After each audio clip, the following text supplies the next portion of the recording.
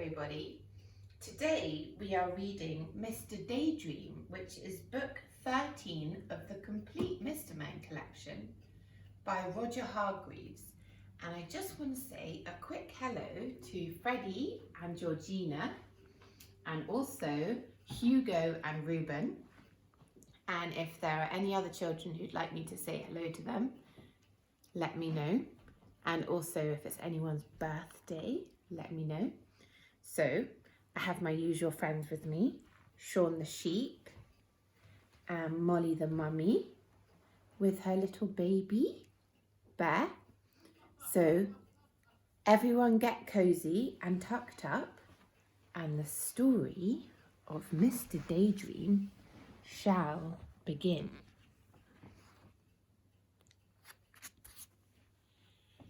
This is a story about Mr. Daydream.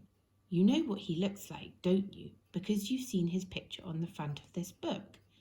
It's also a story about a little boy called Jack.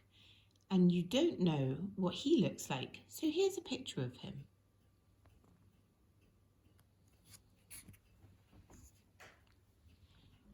Now, Jack was a very good little boy. He always ate up all his lunch. He always went to bed when he was told. He always said please and thank you. But Jack was a daydreamer. Whenever he was supposed to be thinking about something, he found himself thinking about something else. Daydreaming. One day, Jack was at school. He was sitting at his desk listening to the teacher talking about history. It was a very warm day, and Jack was glad he was sitting at the back of the classroom, next to the open window. Suddenly, out of the corner of his eye, Jack saw something outside of the window on the grass in front of the school. Something blue. It was a small, cloud-shaped figure. Jack couldn't believe his eyes. The figure looked at Jack, looking at him, smiled and waved. Jack looked at his teacher, who was still talking. Then he got up quietly, ever so quietly, and slipped out of the open window. He crossed the grass to the strange-looking cloud-shaped figure. "Hello," he said. "Who are you?"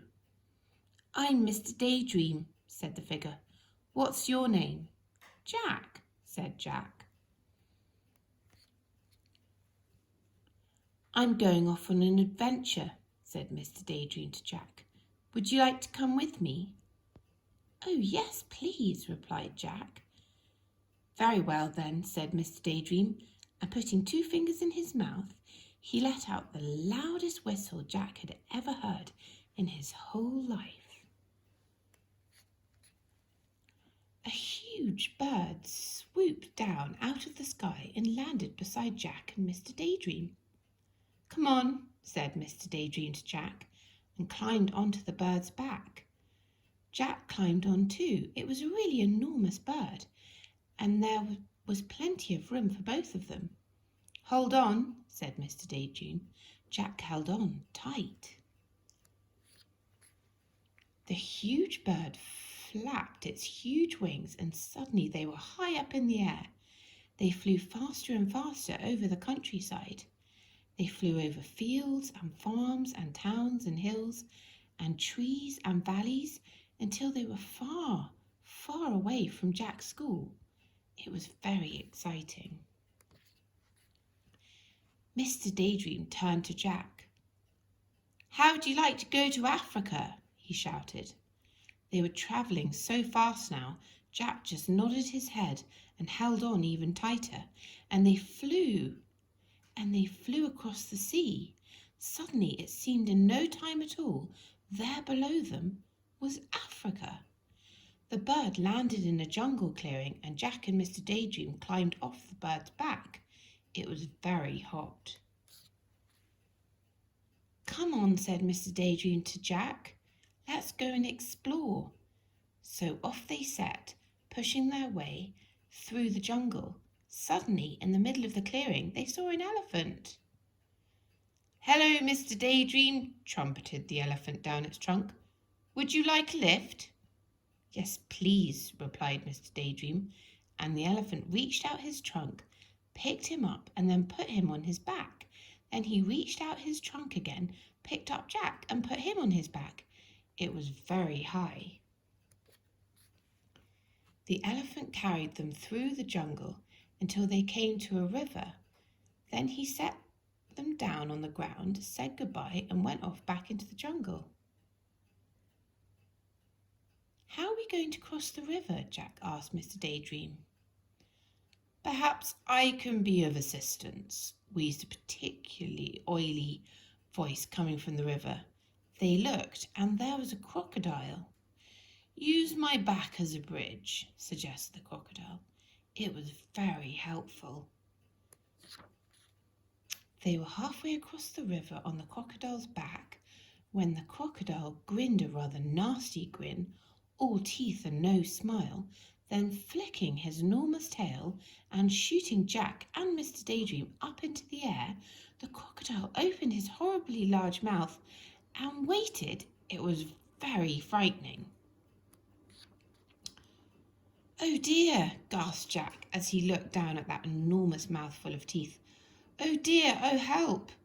Mr. Daydream, upside down beside him, put 2 fingers in his mouth and let out that very large whistle of his.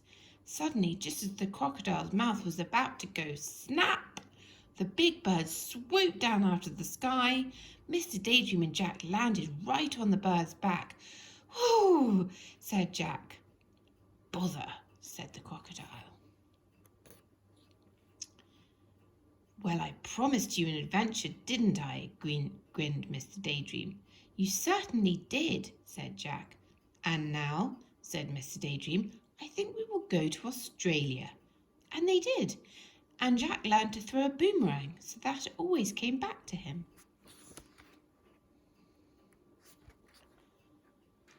And now, said Mr. Daydream, I think we will go to the North Pole.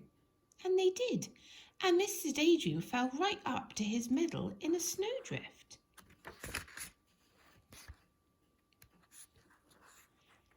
And now, said Mr. Daydream, I think we will go to the Wild West. And they did. And Mr. Daydream found a huge 10-gallon cowboy hat. The trouble was, when he put it on, he couldn't see out. Jack, he called from underneath the hat. Jack? Jack! Suddenly Jack realised that it wasn't Mr. Daydream saying his name. It was his teacher, and Jack wasn't in the Wild West. He was sitting at his school desk. Jack, said the teacher again, you've been daydreaming. It was true, he had. But do you know something? Daydreaming is more fun than history.